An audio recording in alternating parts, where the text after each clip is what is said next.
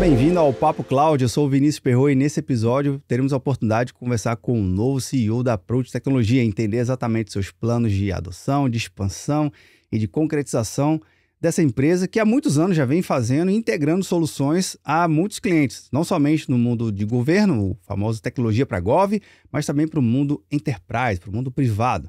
Entender exatamente suas estratégias, seus desafios e como ele vem planejando tocar o grande time da Approach. É esse o tema do nosso bate-papo, com José Patriota, CEO da Approach Tecnologia. Patriota, seja muito bem-vindo aqui ao Papo Cloud. Muito obrigado, Vinícius. Muito obrigado pela oportunidade. É um prazer poder compartilhar com vocês tudo que a gente está armando aqui, planejando e executando com a Approach.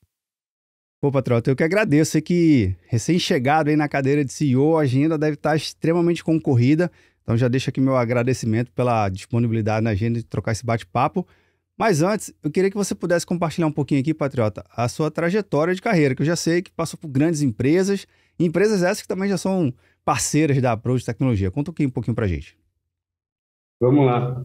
Às vezes eu tenho a impressão de que eu tô citando Raul Seixas, porque todo que eu conto parece que eu nasci há 10 mil anos, sabe? Então, eu tive oportunidades muito valiosas de passagem em empresas que geraram experiências bem fortes para mim, que me fundamentaram para essa posição de agora. Eu comecei toda a minha carreira lá atrás, primeiramente com desenvolvimento de software, depois eu fui para suporte, aí dentro de empresas mesmo, como a AstraZeneca, por exemplo, que na época ninguém conhecia, quando eu falava, todo mundo falava, Astra o quê? E eu, e agora, depois desse episódio, né, todo mundo já sabe quem é a AstraZeneca, então, assim, uns 3 anos, né, em implantações como ERP de SAP, um dos primeiros Wi-Fi também, no campo, isso foi um pouco, né? Depois eu fui para outras empresas trabalhar com processos de serviços de tecnologia, a implantação que hoje também já é bem conhecida, na época, implantando modelos de ITIL para atendimento de suporte, gestão de problemas, centers. Aí fiquei na Andrade Gutierrez, Johnson Johnson, também um tempo pequeno ali, mas no SESI Senai. E de lá fui especializado em processos, fui parar na Vivo, que é um mundo, não é uma empresa, né? É um mundo que é riquíssimo em ambiente, em experiência, em gente. Lembro, na época, só de funcionários, tinha 4 mil pessoas em TI. Então, era um gigante. Tive muito aprendizado naquele ambiente. E aí, saí de lá já para começar uma carreira de consultor e em governança, o que me liderou automaticamente para vendas. Aí eu fui para vendas, fiz essa transição, e eu lembro que muita gente perguntava, e aí, como é que está essa vida? Falava, perdi muito tempo de não ter começado por aí. Acho que eu nasci para isso. Olha aí. Eu tive a oportunidade de fazer um monte de empresas, a oportunidade de viver um monte de ambiente, de ter desafios diferentes todo santo dia. Eu me entediava muito fácil com o meu ambiente, entediava muito fácil. Uma vez que eu conhecia todos os botões, os problemas, eu já ficava, era muito mais jovem também, né? Aquela coisa que quero aprender, eu quero correr. E aí, com vendas, cada cliente era um trabalho novo, era como se fosse uma empresa nova para eu trabalhar. Verdade. Me sentia parte do time, dos clientes, e me solidarizava com os desafios, e por aí eu fui trabalhando. Né? Então, dali eu fiz algumas consultorias na Porto Seguro, depois fui trabalhar como revenda IBM, um portfólio muito complexo, que era de integração, de middleware, Sim. A parte de WebTier, a parte de Ruby também, para Rational. Então, foram projetos bem diferentes do mercado que eu estou agora. Aí, e essa experiência com middleware e outras coisas me levou para a Oracle, onde eu fiquei lá 4 anos também na Oracle, trabalhando com middleware, depois participei da transformação do Oracle Cloud, do lançamento, tanto do Oracle Cloud, foi muito legal, era uma época de cultura também na Oracle, onde eles mudaram completamente, né, a forma de trabalhar internamente, desde o código de vestimenta. Ainda quando eu cheguei, a gente ainda estava tirando a gravata, código, e aí quando eu saí, estava todo mundo chegando, Curioso, hein? sapato sem olho, calor e camiseta, certo. E fiquei um tempo lá como vendas, como especialista de cloud também, em vendas, e fui para canais, porque eu sentia também que, como vendas, eu tinha muitos desafios, muitos clientes, mas eu ainda era responsável por um território específico, né? Eu comecei com o interior de São Paulo, que eu chamava carinhosamente de Velho Oeste, porque eu pegava ali Preto, Ribeirão, e era, uma, era um lugar maravilhoso para se trabalhar, porque eu conseguia sair da bagunça de São Paulo, da cidade, e passava a semana ali num ambiente muito, muito gostoso, muitas pessoas também muito receptivas. Era muito mais leve o trabalho lá. Verdade. Mas depois do estado todo, e aí isso vai incluir, obviamente, a parte da capital, e voltei para o jogo ali. Mas era meu território, era uma coisa mais fechada. E aí, quando eu fui para a área de canais, eu já consegui ter um impacto a nível nacional de cara, e, e aí eu tinha muitos clientes de muitos parceiros para trabalhar, muitos outros desafios frequentes. Até expandi um pouco para algumas expansões de parceiros mesmo, para Colômbia, Chile. Então, apoiei essa parte na América Latina com a Oracle. E aí, dali, eu fui para a Nutanix. Aí, eu fui para a Nutanix, onde eu passei os últimos 5 anos antes de ir para também em canais, mas aí já com uma atuação bem mais, já abrangendo desde o México até o Uruguai. Então, eram muito mais histórias, muito mais clientes, muito mais desafios diferentes para lidar, mas também me deu uma bagagem muito maior de nível executivo, né? Conviver com esse time que lidera globalmente, é uma companhia grande, Anix, e que lidera globalmente a parte de vendas, também a parte de Américas. Então, foi uma experiência sensacional. E depois de um tempo lá no Nutanix, eu resolvi mudar de áreas, de saída. Quando eu fiz essa saída, eu logo depois de ter ganho ali um reconhecimento de clube de excelência, foi até um susto para todo mundo, porque eu tinha ganhado algumas premiações naquele ano e não sei nem se foi no mês seguinte, na semana seguinte, eu falei, não, acho que já deu. E saí. E aí me apareceu essa oportunidade aqui na Approach, que a princípio foi uma surpresa grande, porque eu não estava contando com esse tipo de atuação, não tinha pensado em assumir a empresa da Approach, não tinha pensado em trabalhar como consultor, executivo de vendas, alguma coisa parecida, mas depois que o susto passou e a informação foi processada, eu voltei aqui para o Odilon e falei, cara, eu acho que tudo que eu fiz até hoje me preparou para assumir essa posição com vocês. Então, estou seguro para começar um trabalho e estou aqui. Então, como você falou, a agenda deve estar cheia, está impossível, é impossível. Imagino. Já não era para trabalhar na Latinoamérica, era muito lugar para ir, muita viagem, muita gente para visitar. E agora, mas agora também tá puxadinho, tá puxado. Não vou reclamar, porque é disso que eu vivo. Pelo menos não vai estar entediado, né? Não vou ter nunca. Legal, Patriota. E até interessante, queria entender da tua visão, considerando, óbvio, que a Approach é uma empresa de abrangência nacional e também já de outros países. Eu queria entender justamente quais são os seus maiores desafios agora, né, frente na posição de CEO. E detalhe um pouco mais, como é que está a sua agenda em relação a essa nova posição que está assumindo na sua carreira e também dentro da organização? Tá.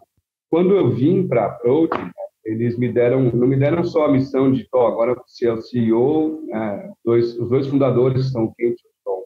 Eles se tornam conselheiros administrativos, então eles compõem um board, mas como conselheiros. E não foi simplesmente, agora você é o CEO, cuida de tudo que eu embora. Eu vou me afastar e agora a culpa é tua. Mas foi mais do que isso. Eles fizeram esse movimento de trazer mais alguém para o grupo com o objetivo de triplicar o tamanho da empresa. Então, não foi Uau. E foi no momento assim, eles estão bem, vem crescendo 30% ao ano, no mínimo, porque a cota tem crescido 30% ao ano e ainda assim eles têm superado essas cotas em 10, 20, até 60% em 22. Vem crescido bastante e eles perceberam que eles podiam ter dois caminhos: manter do jeito que estava, está tudo muito funcionando bem, está crescendo, está andando, ou dar um passo maior. E eles resolveram dar esse passo. Então, eu achei muito legal da parte deles de querer dar esse passo, principalmente porque estava indo bem. E mais legal ainda é que eles tiveram a visão, né, e a clareza de buscar mais alguém para agregar esse grupo, né, e apoiar nesse crescimento. Então, minha missão aqui ela é mais do que manter o que já estava bom. Aí eu digo que meu primeiro pensamento é sempre não estragar o que está bom. Eu não posso estragar. Ao menos, vamos começar por aí, né? Vamos começar por aí. Então, estava tudo muito bem. E aí, seria, sei lá, e aí vem um desafio muito maior que esse, que é eu ficar essa companhia. E aí eu faço uma analogia com um barco, né? Porque eles tinham um barco que já era relativamente grande ali, mas que estava preparado para navegar em águas mais domésticas ali. O barco ia daqui para, sei lá, estou em Floripa hoje, né? De Floripa para Angra, de Floripa para Recife, e por aí vai. E agora a minha missão é fortalecer esse barco para que a gente possa ir daqui até Manaus, a volta daqui a Miami, né, e quem sabe mais longe ainda, para que a gente consiga ter para triplicar isso. E aí esse barco vai crescer, mas antes de crescer eu preciso fortalecer as fundações. Né? Então eu tenho dois trabalhos nessa analogia do barco. Uma é fortalecer as fundações de dentro para fora, e a outra é pintar ele por fora, porque eles antes da minha entrada tinham uma estratégia de se manter num tamanho mais controlado. Então não tinha nenhum investimento de expansão, em parte de marca, de cidade, porque o crescimento natural, orgânico, já era suficiente, estava dando 30% de crescimento orgânico sem investimento em marketing, né? Então, imagina por que faria isso. Mas agora, com a ideia de triplicar, e eu estou fortalecendo muito esse barco por dentro, além de fazer parte da estratégia de expansão, a gente também tem que contar para todo mundo tudo que a gente está fazendo de bom por dentro desse barco, que ninguém está vendo. E aí, meus principais projetos eu tenho duas frentes. Uma frente estruturante, são projetos transformacionais, de dentro para fora, eu vou falar um pouco de cada frente. E a outra frente é a frente de estruturar o go-to-market, que a gente fez já isso, e já está em prática a partir de janeiro, que é o nosso plano de marketing, para contar para todo mundo as histórias boas que a gente tem.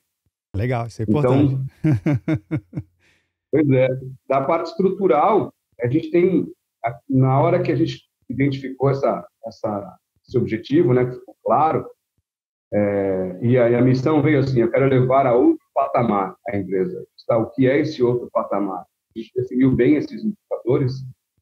Eu estruturei com eles um programa que a gente chama de Approach 2.0.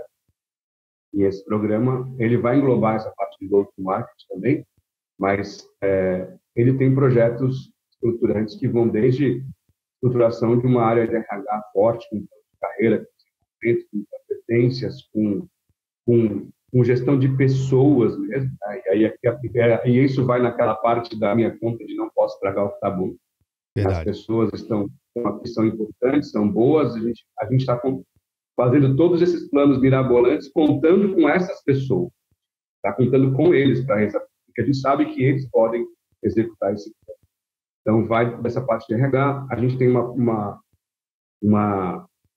parte de melhorias também de vendas, que a gente chamou de vendedor 2.0, que é criatividade, tudo tem 2.0, mas é que a gente melhorar o papel do vendedor, né? Eu fiz 10 anos quase em fabricantes, e um deles a Hora, que é reconhecida aí mundialmente como uma escola de vendas, e dentro desses grupos que eu estive, a gente tem muitos indicadores e muitos processos e muitas boas práticas de vendas e poucas das revendas, né? Poucas das que são integradores ou revendas que estão na outra ponta do ecossistema usam, né? Normalmente se conta com pessoas muito boas e uma cota no final do ano. E num fabricante, não. A gente tem métricas que, por muitas vezes, são semanais, em alguns lugares são diárias ainda, que eu fale de altos executivos, né? Não estou falando de júniores trabalhando. De altos executivos com negócios milionários que têm métricas, indicadores semanais de produtividade. Então, é um mundo muito distante, né? Estou vindo aqui, assim, e o fabricante está aqui com uma quantidade imensa. E eu não quero que a gente chegue nesse ponto, mas eu posso andar um pouquinho. Não precisa andar 100% do caminho. Se eu andar 20% desse caminho, eu já vou ter uma performance maior. Então, esse é o trabalho. Estruturei já todos os processos, já temos um CRM em funcionamento novo, né? Um CRM novo desde 4 de março, e agora a gente está trabalhando nessa parte do processo.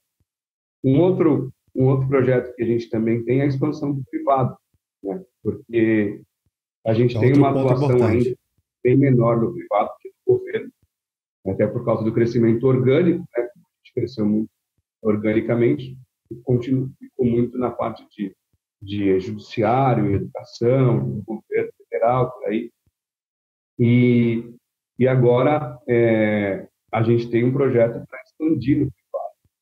E muitas empresas têm estratégias parecidas para esse privado, algumas até deu certo, mas a maior parte das vezes acaba falhando. Eu, enquanto estava nos fabricantes, vi muitos integradores que diziam: agora eu vou para outra cidade, para outro estado, ou até para outro país.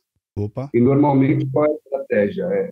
Contrato um super executivo e dou a missão para ele e faço igual o Rambo, né? Dou uma faca para ele, rabota uma faixinha, vai que é tua, ó. Se a gente não expandir para esse lugar, a culpa é tua. Se for o Rambo, ele mata no peito isso aí. Se for o Rambo, acaba com o exército, né? Exato. Mas, como o Rambo é só no cinema, a gente vê muitas vezes esse sujeito, esse Cristo, esse alto executivo está ali sozinho e muitas vezes não consegue prosperar. Sim. Porque ele conta com uma estrutura de uma matriz ou de uma sede que já está vendendo, que já está ocupada. Então, ele vai disputar a atenção de um pré-vendas para estar em projetos já maduros para atender um possível prospect. Então, ela fica muito disputada. E aí, nessa expansão, a gente resolveu adotar uma estratégia diferente. Não dá para a gente esperar resultados diferentes fazendo as mesmas coisas. Isso é verdade. Então, na expansão do privado, a gente já começou em São Paulo com um time de 4 pessoas, um escritório já montado. A gente já tem clientes que eram clientes em São Paulo, né, de grande expressão. Então, isso não é uma loucura, colocar 4 pessoas que eles não vão ficar sentados, né, por o dia inteiro, já tem trabalho para fazer esses clientes. E a gente também começou com um investimento em marketing para mostrar para esses clientes, esses prospects, quem nós somos, né, e contar para eles as histórias legais que a gente tem. Então, por exemplo, a gente tem muitos casos de sucesso em universidades federais. Por que a gente não conta essas histórias boas para as universidades privadas? É curta coisa a gente resolve. A gente tem muitos casos bons em hospitais universitários também. A gente não leva isso para a parte de healthcare do privado. E aí a gente resolveu criar uma estratégia em cima disso e está andando por lá, tá? Para São Paulo. Como eu vim de São Paulo também, e vivi nesse mercado de enterprise desde meu começo de carreira em vendas, eu tenho um networking que vai me apoiar com isso e já acionei muita gente que já está dentro desse barco também conosco, tá? Então isso está contribuindo. Isso é interessante. Além desse, diga, por favor. Isso é interessante, Patriota, porque, né, nessa parte de transformação de equipe, tá bem claro, né, que você está indo até nas fundações, no time de RH, marketing, estratégia, com certeza time de operações. Eu queria destacar aqui 2 times, que você pudesse falar um pouquinho mais, especificamente o time de vendas e o time de delivery, né? E aí, junto ali com vendas, pré-vendas e a entrega técnica e suporte técnico do ambiente. Como é que você, na visão de CEO, nessa cadeira, consegue contribuir para com que esse time ele também enxergue a necessidade e foque no cliente, né? Conseguir atender o cliente de uma forma mais consultiva, entendendo que existe uma diferenciação na abordagem quando a gente fala de um cliente de governo versus um cliente enterprise, um cliente privado. Existem velocidades e requisitos diferentes, mesmo que aparentemente seja a mesma tecnologia. Mas como é que você, na sua visão de CEO, consegue ajudar esses dois times em particular, não tirando outros times, que os outros times são super importantes, fazem as coisas acontecer, mas esses dois como de frente ao cliente, né? Indo e abordando o cliente, como é que você ajuda com a sua visão de uma forma mais aprofundada, estratégica, com foco no cliente? Pois é, não, é uma ótima pergunta, porque essa discussão, essa discussão e essa pauta está sempre nas nossas conversas. Está colocando diferente, lado diferente. Então, o que eu tenho feito, e aí eu até me comprometi com todos os nossos parceiros da Sistema, eu digo o seguinte: eu me comprometo a estruturar os processos, né? E eu só peço um pouco de paciência com relação à cultura, porque eu vou mudar os processos, coloca no lugar, mas ainda existe um período de adaptação para o aculturamento desse time. Para acelerar isso, então, minha solução para essa resposta é processos. Eu vim de processos, eu estudei processos por muito tempo, foi até, como eu mencionei lá, de governança na FIO. Fui analista de processos, eu trabalhei com BPM, acho que é uma das coisas que me faz me chamar de Raul Seixas. Sou especializado no Aí eu falo, mas quantas vidas você teve? Você teve isso aí também na sua carreira? Sim, já tive esse mundo também, processo. Então, eu estou montando processos com esse time para que a gente tenha atendimentos e atuações consultivas processualizadas. Por exemplo, numa venda, como é que eu faço? Eu vou repetir isso para a pré-venda. Como é que eu garanto que um vendedor está agindo consultivamente com o processo? Porque muito se espera, mas ele não é um vendedor consultivo, mas ele pode ser. Ele tem capacidade, ele vai estudar, em paralelo vai ser preparado pelo programa do RH, tem um desenvolvimento de carreiras, etc. E eu vou ter um processo para ele seguir. Então, quando ele vai num cliente, para ele fazer a cobertura, ele tem que cumprir com algumas etapas do meu CRM. Ele precisa fazer a entrevista, ele precisa mapear o que o cliente tem, que é o que chamamos lá nas cadeias de descoberta, que é o acesso, o discovery do cliente. Vai ser consultivo. Se eu consigo garantir que o vendedor na ponta seja mais através de um processo, para eu fazer isso com pré-vendas, é só repetir a fórmula. Mas eu coloco isso em lugar, no processo, coloco isso em execução, e aí tenho que também treiná-los em paralelo. Para acelerar isso, para que não fique sempre só esperando isso dar certo, para poder estar preparado para o privado, a gente está trazendo já 4 novos, quase mesclando meio a meio, 4 novos pré-vendas que já vieram do privado, já tem essa atuação. E para o time do privado em si, eu já vou ter um time de são arquitetos, né, que é aquele pré-vendas que já é mais generalista, que trabalha muito bem com executivos, entende de negócios, vai ficar diretamente ligado ao time de privado e que vai usar o time de pré-vendas da sede como segundo nível ou terceiro nível para aprofundamento de tecnologia específica. Então, a gente está fazendo os 3 lados, a capacitação, a parte de processos, e a gente trouxe outras pessoas que já estão acostumadas a fazer isso, para também mostrar para a galera do outro lado como dá certo, porque a gente tem que provar que dá certo. Se você fazer uma pessoa mudar o jeito de trabalhar, ele vai falar, eu trabalhei assim a vida inteira, deu certo sempre, a gente está aí há 8 anos, crescendo 30%, por que eu vou mexer nisso? Por que vem você agora de fora me dizer que eu tenho que mudar? E esse é o desafio diário. Esse é o desafio diário. E ele tem razão, você tem que mostrar para ele que tem um pote de ouro no final desse arco-íris, né? Então, vamos seguir aqui, porque vai dar bom. Vamos comigo. Então, com certeza. Com certeza. Engraçado, Patriota, porque de fato é um desafio enorme você comprovar que existem estratégias diferentes que podem ser aprimoradas e você alcançar novos números. E, consequentemente, novos clientes, novos desafios, né? Porque vão surgir novos desafios quando você quer ir mais à frente, né? Ou ir navegar em mares mais profundos e terem distâncias maiores.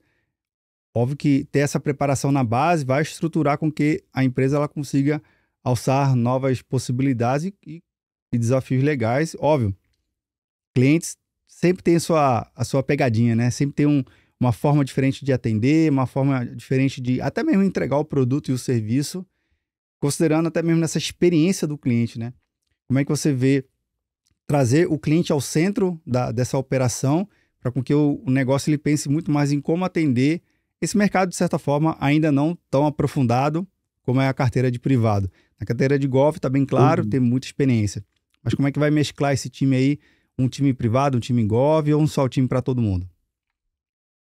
A gente vai ter, como eu falei, na parte do privado, um time específico para ficar lá, que são engenheiros de vendas, e, e a gente está estruturando todas as atividades de negócio como BUs. Né? Essas BUs vão ter profissionais que vão atuar nos dois mundos, né? No privado e no público.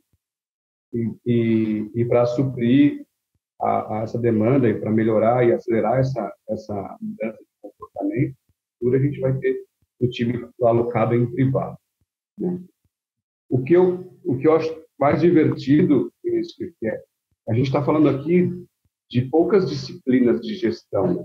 Estou falando de experiência de cliente, de transformação, de atendimento. Se a gente colocar isso numa cadeia produtiva, isso aí vai ser um pedacinho da minha cadeia produtiva. E nessa posição que eu estou agora,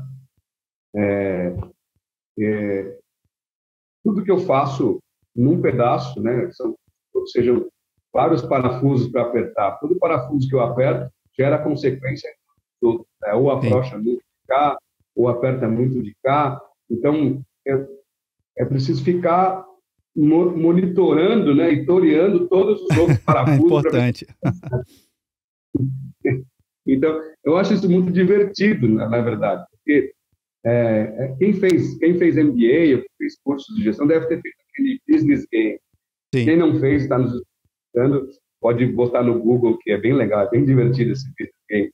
Fiz isso na época do MBA, e a gente tinha sessões, né, de business game, que era aquela aula específica, então a gente tomava decisões, né, de investir em pesquisa e desenvolvimento, de investir em vendas, de aumentar a produção, ou de fazer estoque, e daí um dia depois ou 2 dias depois voltava e aquele investimento tinha dado uma consequência, ou o concorrente também fez, aquela brincadeira, né, que era um simulacro ali de como são os negócios na vida real. E na época eu fiquei muito empolgado com essa brincadeira. E aqui, né, e a gente tem que lembrar dessas lições que a gente tem na academia, né? O acadêmico tem que estar presente no nosso dia a dia, porque a gente às vezes se apega a um framework, a um modismo, a uma onda e vai em cima dela e esquece do básico, né? Sim. Eu acho que eu me divirto quando eu vejo o básico acontecendo na minha frente.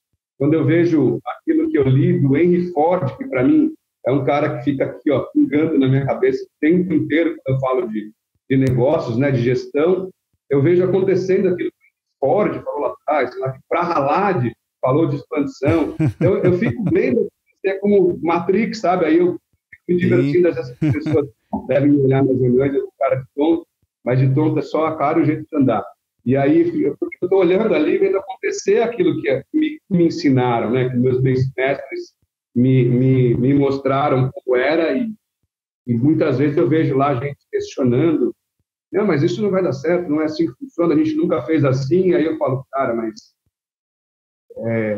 eu já vi várias teses e antíteses disso, e eu sei, e a gente está indo exatamente como falaram as teses desse lado. Isso me diverte muito, né, nessa posição. Apesar de ser trabalhoso, apesar de ser complexo, é divertido. Árduo, né? Sempre. Se fosse fácil, fosse fácil, teria mais de um CEO na empresa, mas a gente sabe que não é. Ele só tem sempre um, e direcionando e apontando a estratégia. É um caminho inevitável, que já está presente, mas precisa ser usado da forma correta. Tá? O que eu faço um comparativo com computação em nuvem e outros serviços de outras vendas como serviço, como, por exemplo, um hotel ou um carro por aplicativo. Né? Uma analogia boa era, quando eu estava lá em São Paulo, direto, eu tinha vários amigos que, quando estourou o carro por aplicativo, eles tinham 2 carros, decidiram vender um dos carros. Aí um dos caras morava ali a 8 minutos do escritório, botou no papel quanto ele gastava com estacionamento, PVA, com seguro, com manutenção do carro, revisão. Falei, cara, fica mais barato eu vir de Uber, então eu vou manter o carro da minha esposa, porque ela trabalha mais longe, e eu vou ficar sem carro, vou vir de Uber. Fez uma conta boa, faz sentido. Aí já tinha um outro que morava muito mais longe, eu morava quase 25 quilômetros do escritório, fiz a conta, cara, eu posso usar o Uber no dia do rodízio, porque no dia do rodízio eu não quero vir às 7 da manhã e ir embora às 8 da noite do escritório. Em São Paulo a gente tem esse limitador de rodízio de veículo, não pode rodar naquele dia em horário de rush. Então, para mim, fazia sentido eu vir só no dia do rodízio. E aí eu tinha um colega que morava em outra cidade, né? Trabalhava no sul de São Paulo e morava na ABC Paulista. Esse cara, ele só ia usar carro por aplicativo quando ele saísse para uma festa.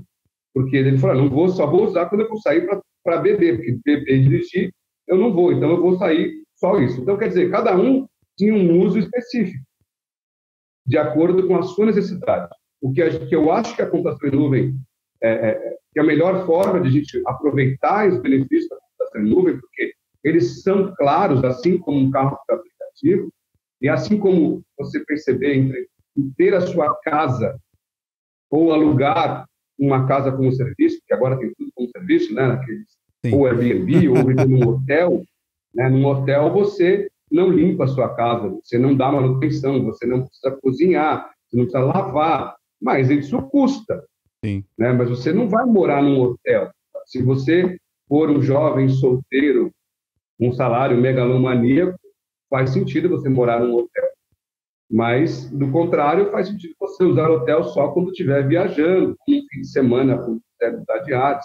Então, eu acho que é um recurso magnífico, né? Eu fui especialista aí, trabalhei, né, como especialista no tempo. Eu acho que é um caminho sem volta, obviamente, já está claro, mas que tem que ser usado. Todo mundo vai usar. Uma hora ou outra, até para aqueles que estão se negando, né, estão em negação ainda, não, vocês vão usar a nuvem de um jeito ou de outro. Basta saber qual é o melhor jeito para você. E para mim foi uma revolução, assim como qualquer outro serviço de venda por assinatura, ou um serviço como foi um Airbnb, como foi um Uber, foi várias empresas que fizeram Netflix também, que são empresas que revolucionaram o consumo daquela indústria. Revolucionou o consumo de tecnologia em data center, né? E ela só tende a crescer e evoluir. Basta que você saiba, não se iluda, né? E não entre na onda de eu amo, eu vou fazer tudo com nuvem porque isso é legal, porque se você está na ponta do lápis, muitas vezes você só pode usar a nuvem em dia de rodízio do seu carro. Bem isso. Às vezes não, às vezes você pode usar só nuvem. Venda teu carro e trabalhe só de aplicativo, mas tem que consumir, tem que botar isso na ponta do lápis para você usar com sabedoria. Bacana. Patriota, queria agradecer muito seus insights aqui compartilhados, sua experiência. Sucesso nessa posição de CEO. Cara, conta aqui com a gente, viu? Quando tiver um case de sucesso que puder compartilhar mesmo, assim, aquele case que eu sei que tem, conta aqui com a gente. Sucesso e até a próxima. Muito obrigado, Vinícius. Ótimo papo, bom te conhecer e fico aí devendo também uma visita. Quando estiver em Recife, eu te aviso. Opa, vamos lá, vamos marcar esse bate-papo on-premise. Vamos que vamos. Bem, pessoal, você que está vendo ou nos ouvindo, o que você achou do bate-papo aqui com o Patriota? Legal, né? Não conhecer a trajetória e a estratégia. São vários caminhos, várias possibilidades. Se você chegou até aqui, deixa um comentário, compartilha esse episódio, se inscreva no canal, obviamente. Te vejo no próximo episódio. E aí, tá na nuvem?